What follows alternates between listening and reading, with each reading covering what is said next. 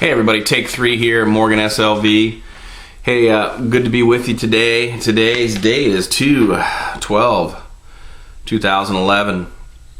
Gold 1356, silver 2988. You know, it's kind of moving in a bit of a sideways pattern there as far as silver goes, and you know, I believe Monday I'm going to go down and make another $500 buy for a client and a bullion. And you know, not a huge purchase, but once again, you know, this person has really taken what I've said to heart and what he's been studying to heart, and been studying a lot of you guys out there, a lot of your channels. So appreciate your help in you know, exposing people to what we learned, right? Let's go into cost averaging for a second. If you'd use this cost averaging method with silver bullion, you know. This is just a silver round here. You guys all know my lucky round. Since the year 2000, if you just invested just $200 a month into your bullion purchasing program, you would have spent between 2000 and today about $26,000 in fiat currency. Okay, it would have turned into $102,560 as far as currency goes. And you know, what a great deal. Plus, you know, that just shows you two benefits. One, being in a cost averaging type of program.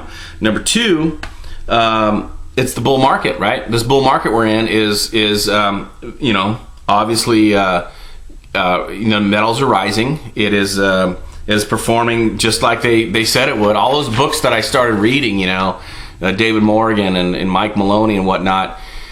You know, I was looking at that, I was going, man, I wonder if this stuff really works, because up to that point, I wasn't an investor. I mean, I'm not going to call myself an investor. I'm calling myself somebody that reads a lot, okay, that studies a lot. That's what I'm going to call myself.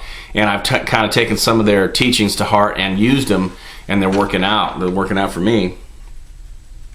Let's go into interest rates real quick. I was catching up on Peter Schiff. You know, he was on a talk show. I'm not sure which one it was. It was a radio talk show.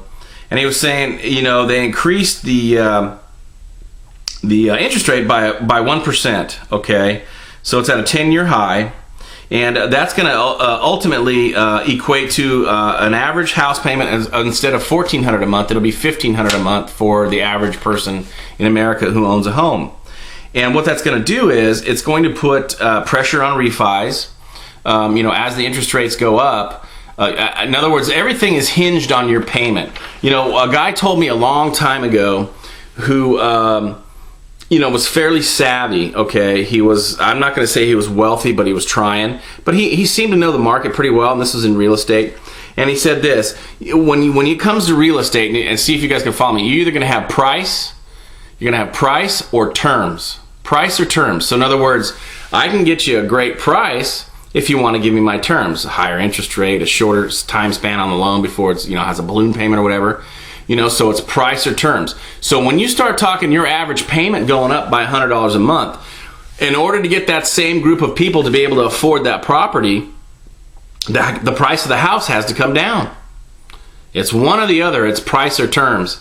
And that is what is going on. And, you know, I am chomping at the bit. Yes, I could go out and purchase real estate right now. I wouldn't be able to buy enough, number one, and I'm still looking for a major dip.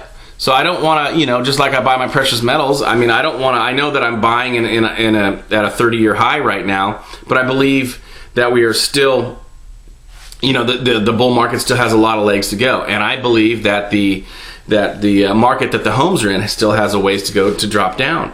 You know, I believe Peter Schiff when he says it'll be 20 or 30%. I just believe that. So, you know, I'm waiting.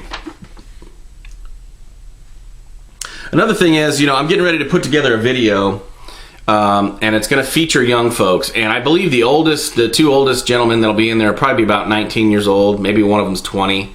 But they've been listening to me, you know, for about 2 years each. And both of them have pulled the trigger. And then there'll be two other gentlemen there. One of them will be my son Blake, and the other one will be my son Austin. I believe that's what's going to happen. I don't know that I was looking into doing a collaboration video with someone else, but I don't know that's gonna happen. But either way, the video is going to come out. And So I think it'll be kind of neat because it'll be a new perspective, and we'll get to hear, I'm going to do like a question and answer thing. I think I'm going to use the big chalkboard or the big, the dry erase board over at work there, and be able to write some stuff down and just check some stuff out and see what young people are thinking, see what they're learning, see what they're studying, and see what all this means to them. So anyway, that's a good thing. And anyway, I just wanted to give you guys kind of an update and let you guys know that I'm all still kicking and whatnot. Anyway, let's get into the joke of the day. Joke of the day is this. You've got a magician, and he's on a cruise ship. He's a very good magician, and as fate would have it, he probably uses a silver round for a lot of his tricks. As he was getting into his act, he noticed that a customer brought a parrot, and the parrot was a pretty big parrot, and it was in the back of the room. And every time that he would get to a crescendo on one of his tricks, the parrot would yell out where the coin was hidden. He'd have it in his sleeve. It's in his sleeve, or it's under his hat. It's behind her ear, right? Well, this made him mad. And, went along for one show, and he was hoping not to see that parrot again. But sure enough, the next night, same thing. The parrot, it's in his boot. It's in his pocket, And every time he'd go to do a trick, this darn parrot would call out, the punchline, as it were, or where the thing was hidden every time he'd do the trick, and he couldn't take it. By day 3, he had this .38 revolver that he had hidden in his drawer in his room, in his cabin. He decided that parrot ruins his show one more time. He's going to take that parrot out. So sure enough, he starts with his tricks, and that parrot says, it's in his hat, and it's in his sleeve. That's it. Guy takes the .38 out, pumps about 3 rounds the parrot's way, and sure enough, he misses the parrot. He hits the propane tank, and the ship blows up.